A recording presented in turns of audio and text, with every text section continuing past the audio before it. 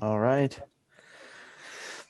Hello, everyone, and thank you for joining us for this afternoon's Department of Medicine Grand Rounds. We have Dr. Barbara Jung here presenting today's State of the Department. Dr. Jung received her medical degree with thesis in 1996 from the Ludwig Maximilians University in Munich, Germany.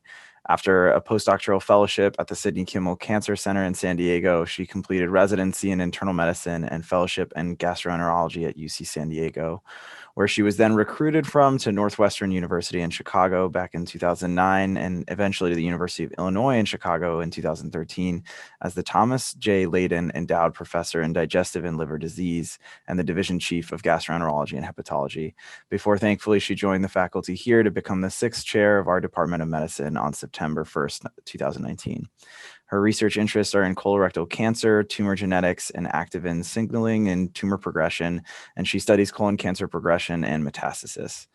Her research in acute pancreatitis focuses on the relationship between activin signaling and inflammation, and her clinical focus is on the diagnosis and management of patients with Lynch and polyposis syndromes, as well as having led multidisciplinary personalized high-risk GI clinic with an associated clinical and tissue registry.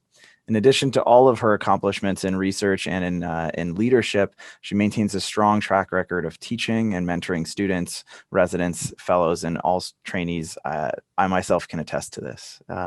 So thank you, Dr. Jung, for all that you do and for agreeing to speak today at our Grand Rounds presentation on the state of the department. Thank you, Johnny. Thank you for having me. And we're going to jump right in. So this is the disclosure slide that is familiar to you. I don't have any disclosures to make. And again, I thank the organizing committee listed here for giving me the opportunity today. So I thought about what we should talk about today and the format, because this can take many different ways. I thought, because we have such a year behind us, to really focus on key accomplishments of the department, talk a little bit about exciting new programs, and then quite a bit about how the future will look like.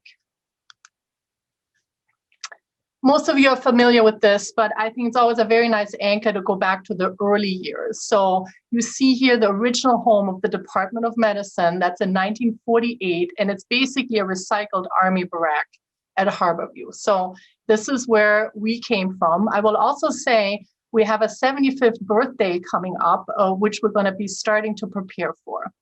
So in 1877, King County Welfare Hospital opened, and that became Harborview. And in 1946, the School of Medicine was established. And that anchors me too, because I feel like there's a lot of traditions at this place. There's a rich history. And yet, as a European, it only dates back to 1946. 2 years later, so what's a School of Medicine without a department? The department was established. Very early on, we've had a very strong and ongoing affiliation with the VA hospital. And then in 1959, the University Hospital opened, and that's to when the current structures, or many of the current structures, date back the late 50s. There's been a true tradition of excellence. Again, I don't need to highlight this to this audience, but again, it's very humbling to go back and think about all the amazing people that have come before us and that are among us. And there are too many to note, just to note that all of the prestigious awards available in medicine have been garnered by this department. And this year shows Dr. Thomas receiving the Nobel Prize on the left hand. In sheer numbers, the department is very large, about 4,000 faculty, trainees, and staff together, 45 endowed chairs and professorships and growing, 32 fellowships, 12 teachers in perpetuity, over 180,000 inpatient encounters, to 250,000 outpatient encounters, and over 280 million in research funding. Again, these are just numbers. It's hard for us to comprehend what this actually means. It means the department is very large and encompasses all of the critical missions with excellence. So this whole department together was really challenged to its core when COVID happened. And I'm so proud to say that the department was leading the way all the way through COVID. It is so timely because we just had the very bittersweet 1-year anniversary of COVID. And as part of the timeline of what has happened in Seattle, which has garnered a lot of national press, there was an article yesterday in the New York Times highlighting how Seattle has led the way. There was another one in the New Yorker about a week or two ago, how Seattle was leading the way. And when Seattle's leading the way, really UW was leading the way. And when UW was leading the way, it was the department. So there's too many people to note. You have seen the numbers of the faculty we have. I was very hesitant to highlight specific people because there's just so many and I'm gonna leave people out. So please bear with me. These are just examples. There's so many people I cannot name that are also part of this. So I just wanted to give a big picture overview. So this started out with characterization of the virus, and Helen did an amazing job at that and pivoted her Seattle flu study to COVID. And this led to a large public health response led by our own Jeff Duchin and Pavan, who then could pivot and do the first clinical description of US patients, which garnered a lot of national attention. This allowed development of clinical cohorts for research, and this was led by a lot of the critical care folks, including Laura and Mark, and spearheaded by Conrad and is ongoing. And of course, UW is leader in vaccine efforts and in clinical trials, Larry Corey, Anna, Scott McClelland, and many, many more. COVID is a medical disease, and of course, we stepped up in the response. The department was central to all the COVID responses during the first surge. So, of course, many of you were part of these. ICU, how do we staff the ICU? Acute care.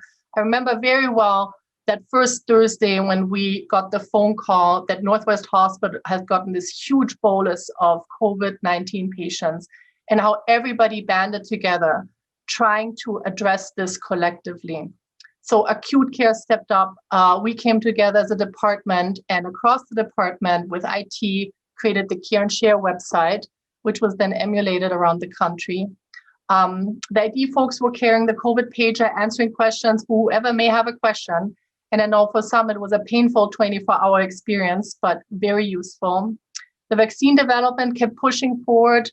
We were part of a lot of internal messaging through our infectious disease folks, education of the public, lots of news outreach, healthcare equity lens, which was very important and is even more important now with the vaccine, and lots of teaching and learning around COVID.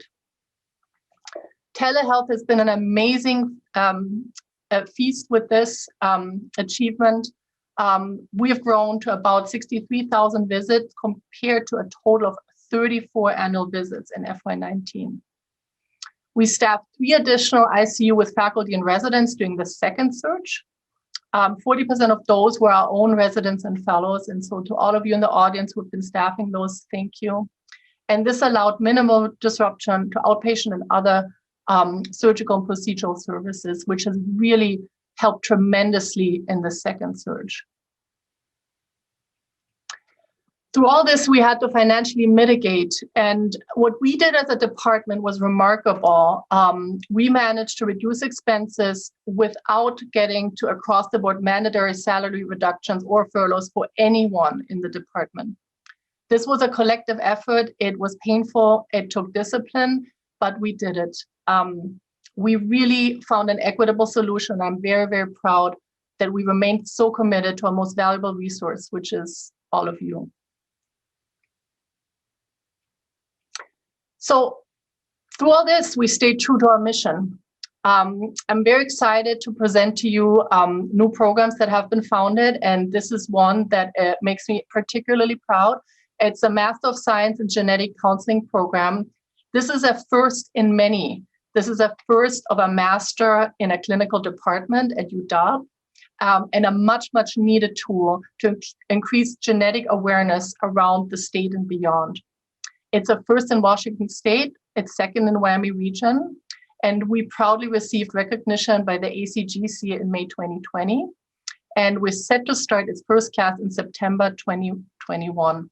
I hear they just finished sifting through the many, many high-quality applications and are chomping at the bits to receive this first class. There are many other exciting educational news. We started the physician scientist training pathway in 2021, and this is a nerve-wracking week next week because we're waiting the match. We also started the health equity pathway, which is very exciting and was really spearheaded by the Residency Diversity Council.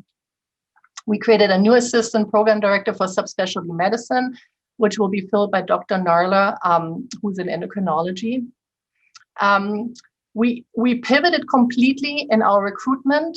The recruitment had to be virtual, and we also at the same time applied a new holistic process, which resulted in an increase in the number of URMs who interviewed for the primary care track. So we're very excited, again, anxious to await the match results. I already mentioned the RDC committee for the residents. They were very involved in hosting and reaching out to URMs, so thank you, thank you. We're planning a large retreat in September to think about educational goals, how residencies are evolving, where we're at, what's working, so stay tuned for that. And I also want to mention the Seattle Addiction Medicine Fellowship, which increased to 4 fellows, and we created a Boise Addiction Medicine Fellowship program, and below here you see beautiful Boise.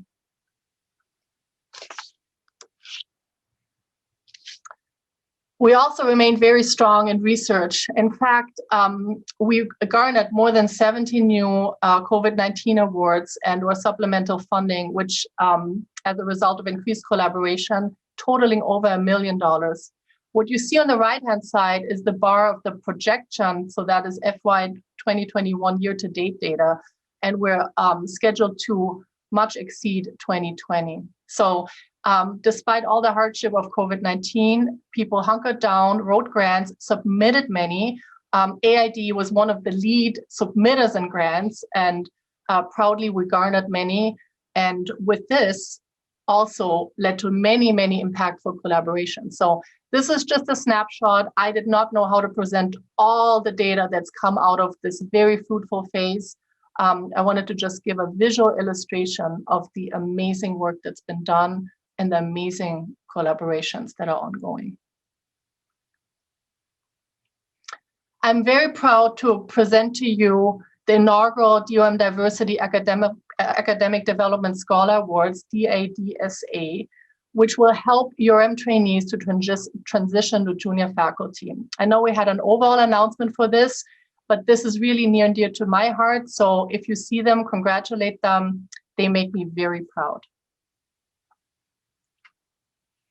We've not been idle in diversity, equity, and inclusion. In fact, we put a lot of work into this. You saw our efforts in pathway development.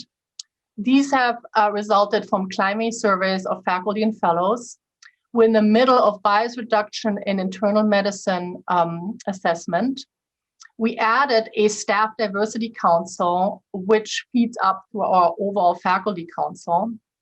We started a gender equity council, and we will have an LGBTQ council, which is in process of forming. The Latinx diabetes clinic is in full swing, and we had added the visiting resident program, which had to be paused because of COVID. But here on the right, you see Tara Reed, who was the first visiting resident who matched into our ID fellowship program. We're also looking at physical space and how we can make our spaces more welcoming to all. Financially, despite everything that's been going on, we continue to strengthen the financial health of the department. We have an annual budget of $450 million. We have grown in clinical volumes and in work RVU per CFTE, one of our main metrics. As I've shown you, we've grown research activities and funding, and we've grown philanthropic funding.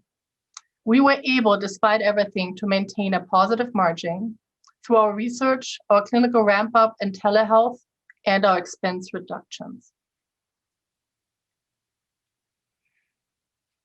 All of you have been hard at work. Here I'm showing the overall work RVU as well as the work RVU per CFTE over time, and you can see that people have not been idle and worked very hard. Remember, this data excludes the APPs, but includes every other work RVU around the department. Our endowment market values are also growing. Here I'm showing where we're at with overall endowments. Remember that a lot of this money is committed to specific tasks or targets. and they may lie within division or department. I just wanted to give a very big picture of where we're at department-wide. So most exciting is all the new initiatives we're working together on and that are collaborative within the department and outside. I already mentioned the SCORE UW, which is biomarkers in sepsis and COVID-19, with a very exciting collaboration with Microsoft and II to develop new prognostic models. We've also delved into the system-wide assessment of AI in general, which is strongly aligned with radiology, School of Engineering, BioME, and will have strong departmental representation. As a gastroenterologist, the microbiome has to be front and center for me. We have many different areas to leverage, including the Hutch, microbiology, and immunology, as well as, of course, our own center, CMIST. Precision medicine is definitely at the forefront. We're in the middle of a bunch of oncology strategic plans that put this more at the center. And I see a lot of potential collaborations going forward with BBI genome science and lab medicine and pathology. We're thinking of a healthcare delivery hub, which will connect GIM, UW medicine, and thinking about value-based care, centered in the department, but with spoken wheels. With a strong commitment to excellent quality and continuous improvement through Tom Gallagher's shop and a connection to children's. The Diabetes Institute opens its doors, and the DRC is another very strong partner in this, which connects health sciences, the VA, and Children's Institute. So where do we go from here? So I thought I'd take you back to memory lane for when I first got here and what thoughts were then of how the future should look like and what we've done around this work and then where we're going to go. So I literally took the slides that I put together when I first got here to think about how the first year should look like. So this is year one, 2019. And my thoughts were to listen, learn, and implement. So I thought we should collectively define success and priorities and find DRM goals that emphasize research and teaching and complement system-wide strategic refresh, set priorities that incorporate community and equity. Also that we should assess departmental processes. Where can we simplify? Where can we work better together? Where do we need to centralize or decentralize? Where do we need to be more efficient? What support is needed? And that we need to remain committed to academic mission at the center. And that faculty and trainee engagement was very important. When I first came here, I felt a clear need to focus on increasing morale and felt that that needed to be my own metric of success. And remember, this is pre-COVID, and that inclusion engagement would be key. My 3 to 5 year plan in 2019 was to sustain a nationally recognized academic success through innovative approaches affecting patient outcomes, with a productive and engaged faculty and trainees with an academic pipeline, as well as having efficient care delivery, allowing for superb learning using telehealth, clinical trials for all, and focusing on access. So we can be a top choice employer for all of you, faculty, trainees, and staff, be a diverse and inclusive department, produce visionary innovators with some sustained philanthropic support, and an equity of expectations and delivery of care across. And that we really needed to focus on being a true team versus becoming siloed. So with COVID going on and all these ideas, it was time to start the plan. And how do we start the plan? We wanted to hear from all of you how people felt. I had put together what I thought maybe needed. It was time to go to you and hear how people felt. So we started with focus groups and with a departmental survey, and I want to show some of the data garnered today. So the focus group process involved 11 groups conducted about a year ago, 4 for faculty only, 4 for staff only, and we had separate groups with care staff and division administrators, and 3 groups with faculty and staff together, a total of 76 participants. And we will say we didn't turn anyone away. This was the whole idea of the process, to be very inclusive. Standard qualitative analytic techniques were used to identify themes and illustrative quotes. And of course, we garnered a wealth of information For the focus groups, I'm just going to highlight one area, and then I delve a little bit more into the survey for the interest of time. So one thing that really stuck out to me as a theme in the focus groups was that staff and faculty both were feeling undervalued. So some quotes I will read to you. There are a lot of ways to fall through the cracks. People come for the mission, and what makes them leave is lack of support. Yes, we're underpaying you. Yes, we're asking you to do more. And yes, you're having to work more and getting paid less, but you should feel good about working here because it's a privilege. And female faculty with young children feel especially stretched. Again, this was just before COVID. Staff, there was a very prominent feeling this organization does not value staff. I don't feel valued a lot of time in the department. I feel like I'm just here to handle the calendar, do some paperwork, and shut my mouth. Other comments were around engagement, lack of engagement, also feeling replaceable, not getting the support needed. When we sent out the survey, we sent it out to all UM faculty, staff, residents, and fellows.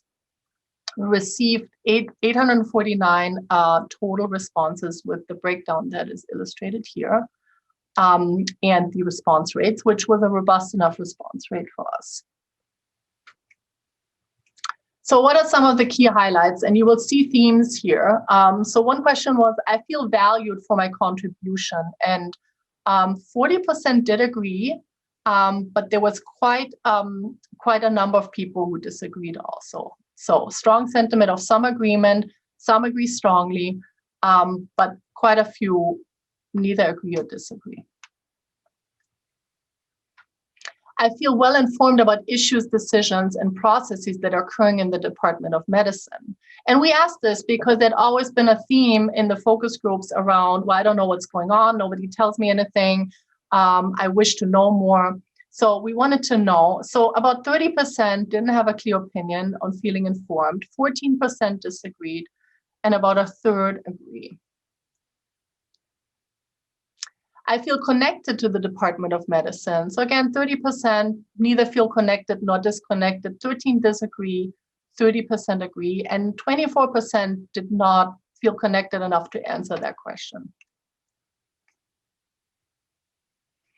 When asked where the great opportunities lie to improve the culture, and we defined culture so we'd be on the same page, and as how do we do things around here, as well as climate, which is what does it feel like to be a member of this department?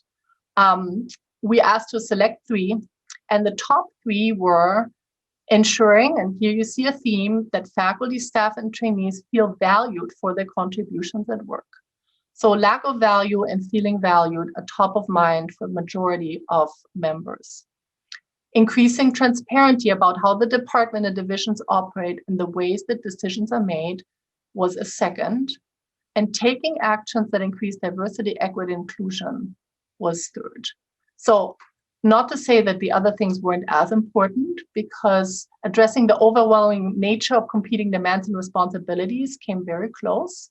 But this is what resonated with people on first pass. When asked if the following were key priorities of the next Department of Medicine strategic plan, which would you consider most important? So here, foster culture that is equitable, diverse, and inclusive. Growing and supporting our research program was a top priority, and become one of the best places at which to work. So armed with this information, we started working on fleshing out how we will get there. So what is our overall vision? And we used a strategy of working backwards. So we were trying to envision, using all this information, where do we want to end up? We created a fairly large group, which was fairly challenging, with lots of leaders in the department to help us work through these. Created subgroups to work on specific aims around it. And the charge was to envision a future in 5 years that would be both aspirational and feasible and measurable. Once we knew that, we were asked to think about what the current state is, and then have strategies and benchmarks to get to it. And I will tell you that this is still a work in progress, but I felt so strongly that I did want to share this with you where we're at right now. So the first one was to define key result areas. And these are actually areas that are categories to drive our goals. So where we're trying to go and where we want to end up. And the first one was felt strongly was to lead an innovative research, clinical care, and education.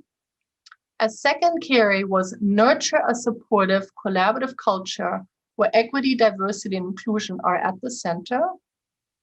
The third was invest in our trainees, faculty, and staff. And again, this goes back to engagement and value. And elevate, last but not least, and sustain our teaching mission. So today I wanted to show a little bit deeper what work has been going on around those key areas. So I'm going to give you some examples. So for key area 1 and 2, which really can be summarized as lead and nurture, we thought about how to get to an outcome that will encompass this goal. So we thought about enhancing funding, productivity, and impact of DRM research activities and metrics around it, how to lead the development and dissemination of innovations in clinical care, and that we need to train, develop, and retain academic physicians by fostering faculty engagement with and the development of innovative educational programs and curriculum. And you'll see that some of this will lead back to some of the other key result areas. Carry 2 had DEI at the center, but was larger than DEI alone, which is really a climate and culture carry. Focus is to increase the diversity of staff, faculty, and trainees through retention, high quality searches, and hiring. To improve the climate in DOM for all groups, to partner with UW-SOM and create standardized DEI training tools and guidelines, and create shared responsibility and collective engagement and accountability for EDI efforts across the whole department. We need to do this by investing in our people and in our mission. It was felt very strongly that we need to invest in our trainees, staff, and faculty, that professional development will be very important for all trainees, staff, and faculty, that we want to be leading, that over 80% of our regular and research faculty should play a leadership role in a national organization, and that over 80% of clinical faculty play a leadership role in a local, regional, and national organization, that we all need to be mentors and that everybody deserves mentorship, that we should have strong career planning for DRM trainees, and one specific item was that DRM trainees will have developed a career plan in their graduating year to facilitate achievement of career goals, and that we need to focus on retention, and that we have metrics around that. In order to elevate and sustain our teaching mission, we thought about how to best address our organizational structure and how to elevate that as a crucial mission in a coordinated and supported way throughout the spectrum. How to support people to teach, how to compensate for teaching efforts, how do other people do it around the country, how to address teaching excellence and medical education work. And what about the quality of that? How do we train and educate graduates and staff to be strong leaders of medicine in their institutions and committees once they leave, and here when they're here? And how do they gain national prominence, as well as how are we leaders in medical education quality? So this, of course, we need to recruit key leaders, and I just wanted to share with you the searches we have launched. So currently ongoing is 4 division heads: GI, GIM, nephrology, and rheumatology will be this summer. We're in the middle of a vice chair for administration and finance, the formerly called director of the department, and associate chair for diversity and inclusion, because Bessie Jung has accepted a wonderful prominent position within the system, and we'll work closely together with her in that new role. So with this, I'm going to summarize to have time for questions. A long and challenging year is nearly behind us. We've all worked really hard. We've all supported each other, and we've grown together. Because of you, the DOM has been thriving in all key areas, as I've illustrated, of clinical care, education, and research. This is an exceptional time to build on what's working and change what no longer serves us. And I'm speaking from my heart when I say I look forward to continue to engage all of you to shape the department, to serve you, our patients and learners. And with this, I will thank you. It doesn't take a village. For this department, it takes a city. And there's too many people to list. It's all of you and the whole community around us. Thank you.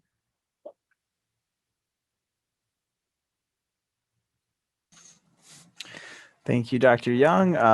And to everyone in the audience, feel free to add comments and questions in the chat. If you are coming in, we should both be able to see them, but Dr. Jung, I can also help out by reading a few of these.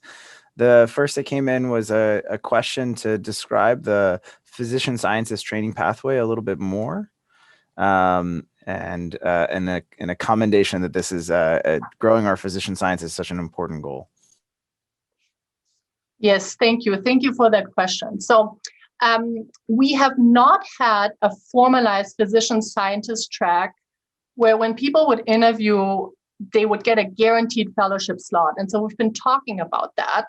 We don't have that yet, but we have matched people in specific tracks and trying to build out that even further with having committed tracks. So when somebody comes and wants to do, let's say, oncology, they will know when they match exactly how their path will look like. This is, of course, complicated because there will need to be resources and the fellowships need to be interested and clear that that's what they want. I would envision, it's a good question around thinking strategic planning and priorities, which is the piece that we're doing right now, that a respective division would say, we would like somebody like this next year, we have one slot, and that there then would be a partnership around supporting that person and being able to recruit the right person for that match.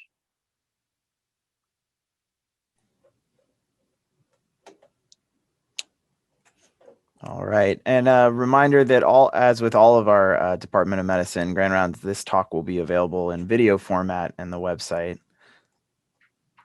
How do you envision introducing medical students and residents to research? Right. Thank you, Thomas. This is a great question. So we've talked a lot about pathway development. I think this starts even earlier, of course. It depends on which pathways we're thinking about in terms of long-term success.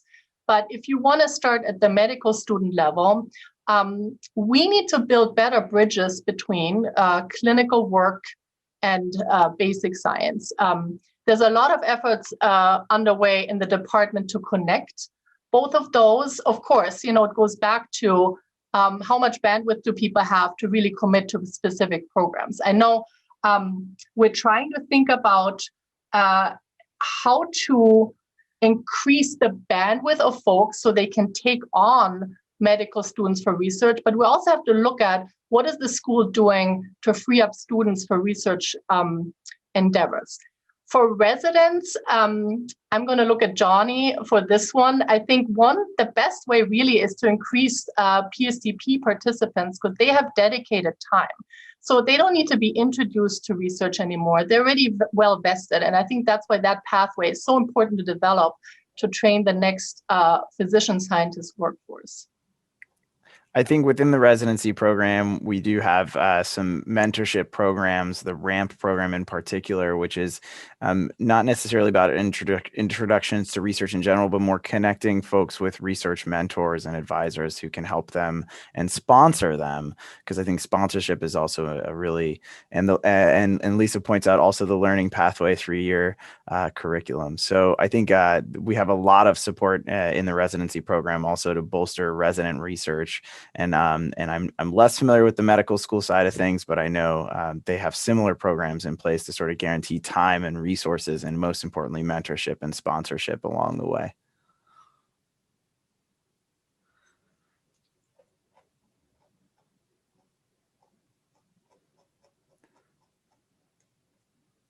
Other questions? Thanks everyone for your comments as well.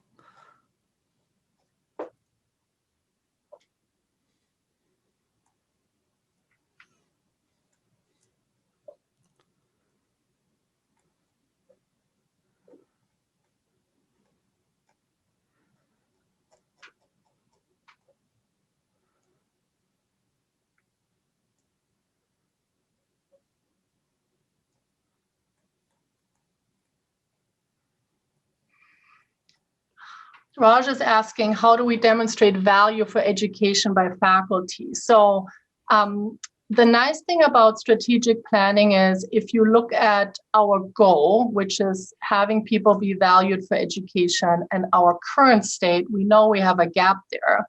But we also have time to determine how to fill that gap. And so one lever will be to look around the country how people do this. And there's different methods that have been discussed: an ERVU system, time for teaching, prioritization of teaching. So value can take many different ways. It was very interesting when we did the overall faculty evaluation. Salary only came up so much. Yes, salary is a very hot button topic, but really having somebody feel valued is not necessarily tied to salary. It can be, but it can be what I do is important. It matters for, we know already it's important for promotion. It is key for promotion, but there's value beyond that. So I think diving exactly into what does value mean to people and then how do other institutions have achieved that. I will say that paying for education and supporting education, I think, is one of the biggest conundrums in academic medicine that we have to face head on. Another question that came in, looking at the current structure of the clinician scholar and clinician pathways. Are we looking into restructuring those pathways at all? Yes. So structuring tracks, this is a question from Dr. Curtis, I think, is a tricky one. It takes a long time to address track changes. My personal opinion is, and I know I'm talking to a very large audience, I don't think these tracks and pathways are all that helpful in the individual situation many times, because really what we're trying to do is assess the work somebody's done, the amount of work and the merit, and then promote them based on that work. And the tracks were created to sort of give people a framework of what they need to achieve to make it from A to B. Well, now that we have so many different phenotypes, you could answer it with having 7 or 8 or 10 different tracks to capture all the different phenotypes. Or some places have done away with tracks and just look at the merit of the person, which can be very difficult because how do you compare it across? So this is a long-winded answer. We are working on it. I would want to know more about what isn't working because I'm aware of some things that are not working. What has been very interesting to me, and we've gone around with academic HR, going to the divisions or people who have specific questions around what are the things I need to do in order to get promoted? And especially among the clinicians, there's been a lot of questions around that. It really should be fairly clear on what the criteria are. The criteria are set. So if there's questions around that, I think the first part is to educate around what the criteria are. And it really is an objective and should be an objective and assessment of criteria met. Now, if there's things in the pathways that need to be modified because the way we do work has changed, that is a moving target. I think one of the questions came up is sort of thinking about how do we track our progress, or what are the deliverables and ways to sort of hold ourselves accountable to the goals that we've set? Yes, thank you. So one big piece about making plans, and that was a question we collectively had from the beginning, or maybe we're just going to create this wonderful plan and then we're not going to know where we're at with it. So one big piece is communication around it and holding ourselves accountable and checking back. I look at it like a large grant. We have aims, we want to work on them, but we also have to see where some of this takes us. So it doesn't mean that it's all set in stone and it can't be changed, but we need to be thoughtful and deliberate about it. Yes, we will communicate around the goals and where we're at and where our metrics are, and it will be a living document for ongoing discussion. I think some specificity is being added now to some of the questions around the tracks. And challenges that we have a lot of folks who are in this clinician track, but who have academic output or are sort of burgeoning scholars, and therefore are somewhat treated differently by the university in terms of the support they have for their scholarly activities. Those are the particular challenges that I Yes, think yes, people are trying to probe. yes. The way I would answer this is, if you create buckets for people and you try to create buckets where people fit in, there's going to be people who don't fit in buckets.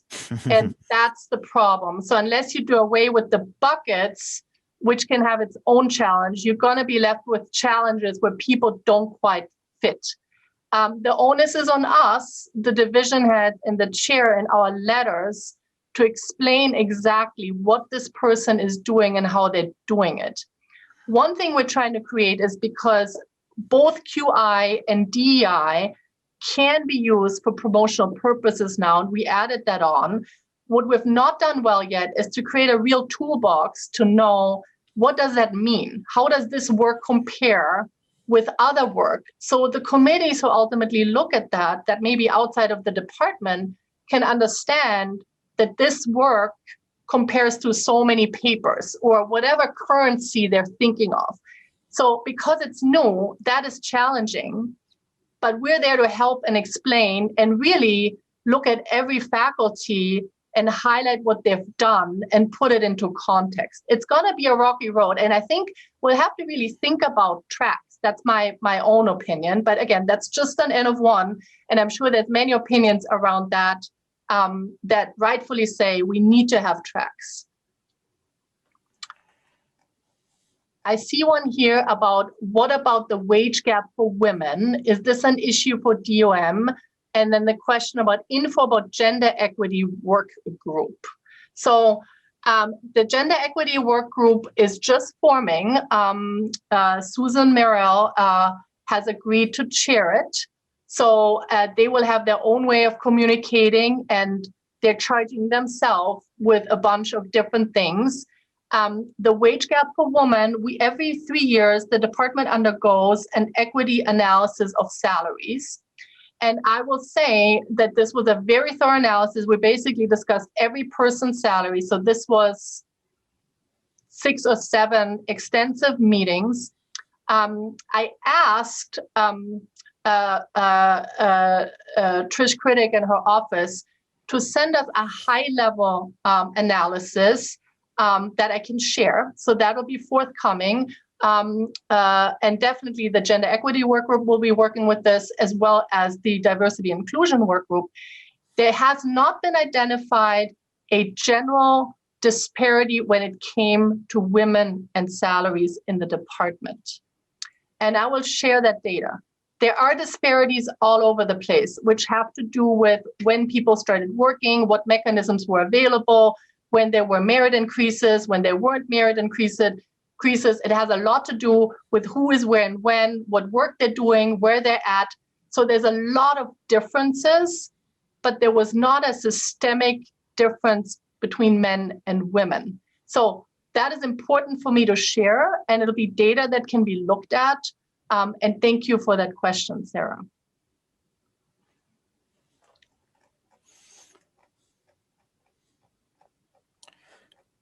Scrolling back to see if there were other questions I had missed, and I see some comments sort of to consolidate a lot of support for research and a lot of support for the goals that have been set forth, and not hopefully no questions that were missed, but if we did, feel free to restate them in the chat so they can pop down here in the bottom for us to read.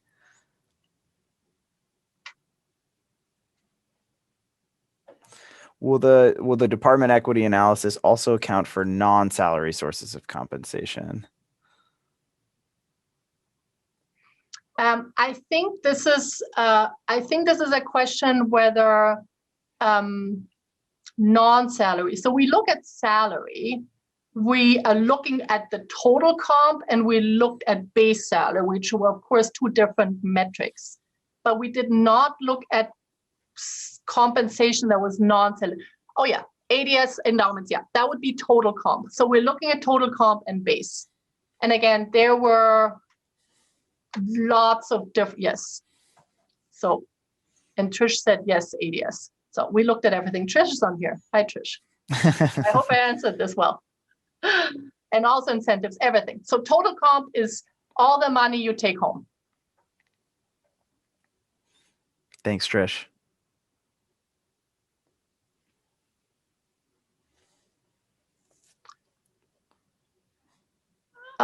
Okay. Question.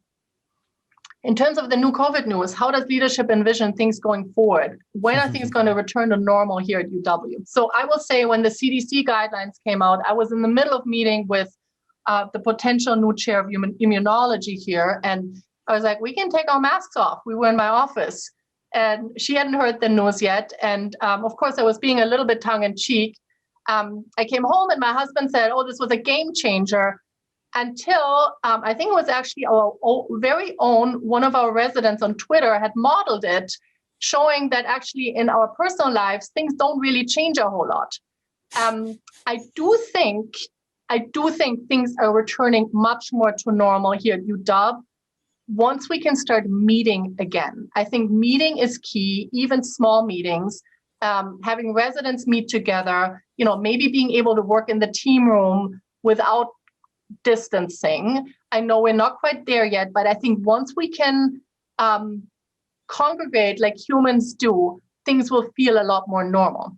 It is a very good question because we are starting to think about what return to work will look like. And so many people have worked remotely. Which staff will return? How are we going to work around what is fair? Let's say somebody doesn't want to come back. But other people have to be here. So which part is required or does it even matter? If people are not coming back, what about the physical spaces? How are we going to use them? So we're thinking about return to work and what this new normal will look like and what the spaces should look like. So it's exciting and it's completely unknown. And I will look to all of you to help me with this. I think my current thoughts are, again, that's an N of one, and this is what I'm thinking. I think we'll need to look at the work that's being done. How is the work being done?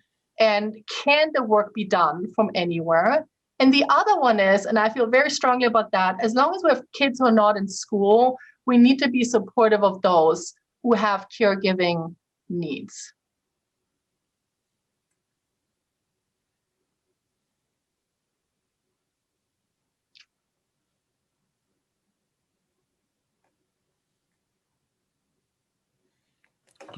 So a couple questions coming in here at the same time. One, just sort of thinking about how large and diverse and even more specifically geographically diffuse the system is. Should we be thinking about implementing different strategies simultaneously at different levels to help to support the staff and faculty feeling valued within their own sort of corners of the larger department? Yes, and thank you for that question. I've been thinking about this because I will tell you that when I first came and we did some of the Meet the Chair events, it was striking to me that honestly, they didn't need to meet me. People were just really happy to meet with each other and have a reason to just sort of check in and connect. And I feel like every event we've done, even the online ones, people were just really hungry to connect with each other. And we are geographically very dispersed and we're all doing very select things. And even if we're down the hall. So I'm thinking big picture, and you saw engagement was a big piece, feeling engaged, feeling informed, feeling part of something bigger.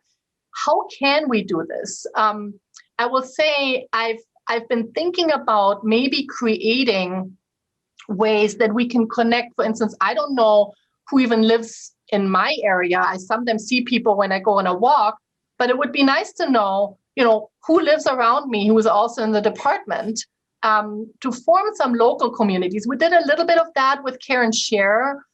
We did a little bit of that when we thought about doing the pods. I think we can do more of that work. I think implementing strategies at multiple levels, we have to be careful. There's a lot of information. We didn't use the D1 word, and I left it off, but there's a lot coming at us at all times, different messages, different information, things to read, things to engage with. And that was actually a decision we had to make last summer. Should we even embark on a strategic plan? Because there was so much going on. So I need to tread lightly on overwhelming with information, asking for engagement, and yet offer enough so people can feel connected and engaged. Great answer. and feel free to ask any follow-up questions on that. Another question that came in on a different topic was opportunities for philanthropic investment. Are we soliciting sort of more from local donors? As Seattle has been successful, does that translate to UW Medicine success? Yes. So before I came here, I looked at that data, and you're absolutely right. I think this is a question from Sarah. There is huge opportunity in the community. I think there's also a huge opportunity right now with COVID and the national presence we as a system have, the department has. We've really led the way. You know, a lot of people have looked to us as still awaiting their vaccine and wanted to see what the future is, trying to find out if they can travel. So UW has played such a central part of their lives. It's been a very good way to connect with folks because we were able to educate and outreach at the same time. I think it's very important to think about this new generation of donors, and Mackenzie Scott's being mentioned here. There's a lot of wealth in Seattle. It is people in their 30s and 40s who are thinking of how to leave a mark. So I will just say, again, that is just me talking, and I'm glad we can sort of just have a fairly informal discussion around this, but this is what I've learned. This is not the group that necessarily wants to create an endowed chair, but this is a group that wants to support an AI initiative to bring digital care to a community, or be at the forefront of nutrition and Alzheimer's or something. So thinking of things that resonate, and yes, our jobs are to understand what resonates with particular donors and engaging with them. So I've spent a lot of time starting to form relationships and understanding what people are interested in. And one thing I can always say, I want to learn what people are interested in. The department will be able to help with that interest. We have so many different avenues of what we're doing. But yes, it's a great opportunity. Looking at other cities and what their so-called donor wealth is, there's room here. People have not been as engaged. And partially, I think it's because it's that generation. They haven't figured things out for themselves yet. And so it's very important to keep engaging, and there is huge potential.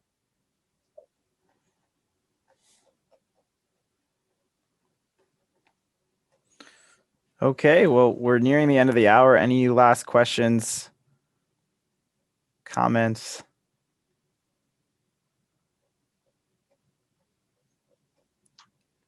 Okay. Any closing thoughts, Dr. Jung? I think that.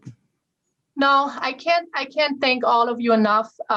What a year it has been. I will say, today is a perfect day to say that the future is bright. I know we're exhausted. We've done a lot of work, and there's more work ahead, but I know it's going to really be wonderful. So thank you so much.